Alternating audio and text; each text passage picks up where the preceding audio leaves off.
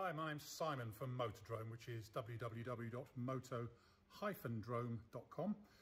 Today we can have a walk around this 1972 Land Rover Series IIa Marshall ambulance camper conversion. Hope you like it. I certainly do. Affectionately known as Moose by the last owner. And yeah, it's, well, I think it's absolutely brilliant.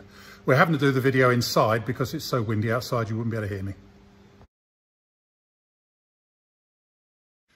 Okay, we're going to have to do this video walk around of the 109 Marshall ambulance inside because it's so windy outside. We're in the middle, I think, of Storm Eileen. So if we do it outside, you won't be able to hear a word I'm saying. Anyway, 1972 Marshall ambulance, registered on a 1974 M plate, but I think that's when it came out of military service. This one's been really properly converted into a camper. I haven't taken it camping, but I have taken it on a few picnics, and it's absolutely wonderful. And say powered by 200 DI power, Defender 200 DI power. So in other words, a 200 TDI with the turbo removed. Just a quick walk around it without walking over obstacles. Fitted with 750/16 tyres all round. We've got extra wing mirrors on it. It's got the sun visor. It's affectionately known as Moose by the last owner. Side steps.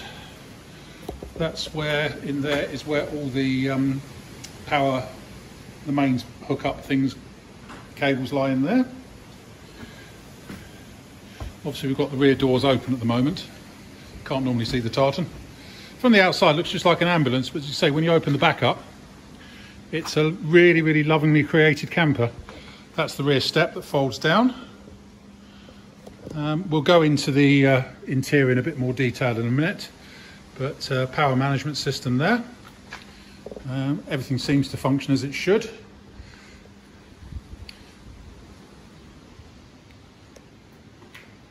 There's your electric hookups there. Another one there, I think. Yep. The mains power. Just rather splendid. Now inside, I hope there's enough light for me to show you this inside. What else we got? Twin seats. Did originally, I think, have a middle seat, but that's been replaced with a centre cubby box with a stereo in it. I haven't checked the stereo, I must admit. It's got compass in it. It's got its proper 2A dash, so the light's a little bit dim in here, I'm afraid. Apologies for that, but it's also got extra lights and stuff. It's a really thoroughly well sorted camper, really is. Right, let's go around and pick out some good bits and, in fairness, not so good bits. There's not many not so good bits, it's fair to say. Finished in military RAF blue, and obviously it hasn't been spray painted, shall we say, which is probably correct for one of these at this age. God, the wind's so bad, it's blowing things around. Correctly, it's got the big thick anti-roll bar down the front there. It's also got lifting lugs, which is a pretty powerful helicopter to lift this one though. It's got its bridge plate, well, that's got a Moose on it. Spare wheel mounted on the bonnet. Going around the front, we've got a little bit of a dent just here by the side light. Looking down the near side, all looks really pretty straight down there. Let's see if we can, if there's enough light to show you in here. As I say, I could do this outside, but you wouldn't be able to hear a word I was saying. It's so windy out there today. Now, scuttle. Somebody has, at some point, plated over the vent flaps. Why they've done it, I don't know. Maybe because they were fed up with the drafts that the vent flaps caused, or maybe it was just starting to corrode around the vent flaps. Not sure of the answer to that one, but looking down the A post, let's see if there's enough light in here to see the other side of the bulkhead. It's all soundproofed under there, I'm afraid, but what I can see of it, it doesn't look like there's any holes anywhere.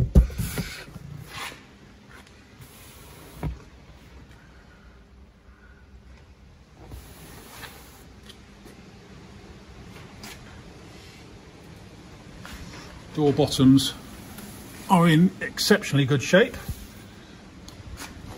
and they're the two-piece doors and they're not flexible at all. It's got blacked out windows on it. It's also got fans set in the roof. I have to say, when we took it out and the temperature was about 37 degrees a couple of weeks ago, the fans weren't an enormous help, but I think they're more for slight cooling, shall we say, rather than 36-degree temperatures. Hopefully you can see something of what it's like underneath there.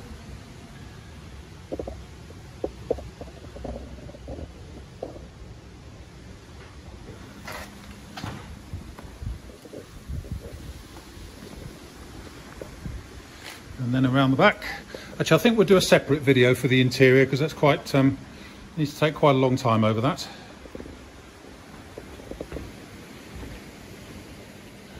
And around this side, take this to the pub, as I've done. You get so many people asking about it and talking about it, and that's before you even open the back up and show them it's a camper.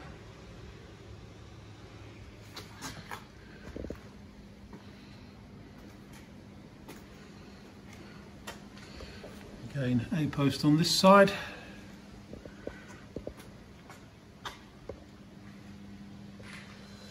Screens are nice.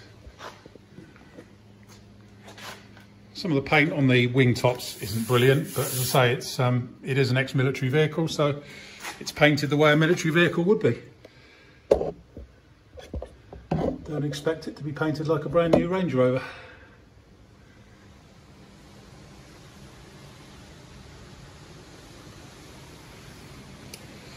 Let's have a look inside on the driver's side. Also got inertia reel seat belts for the driver and front passenger. It's nice to have.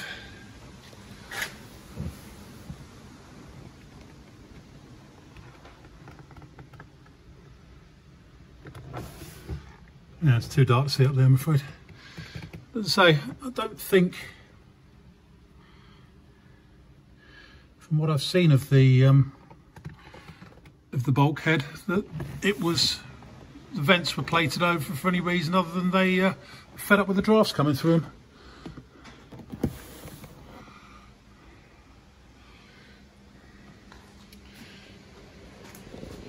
So I think there we have it, really. I'll do a separate video of the camper conversion. Okay, here we'll show you the engine running in the 1972 Marshall ambulance camper. As you can see, it's a 200 TDI, but with the turbocharger removed. It has got a 300 TDI acoustic cover on it, but it is a 200 TDI.